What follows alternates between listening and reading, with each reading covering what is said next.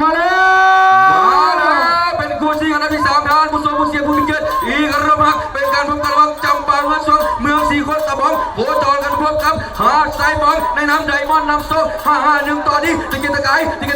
พายแหงจะแซงนี้ในน้ำไดมอนด์นำโซ่5-1ว่าจะไหนจะดึงสต๊อกโยกยาวๆส่วนจำปาเมืองสองบุรุษรับความพยายามต่างคนต่างไปต่างคนต่างกันแต่เบิ่งตามสายตาผู้นี้สูสีเสลือเกินสูสีคู่ขี้คู่นี้พายจะคว้าอันดับที่3เป็นขอ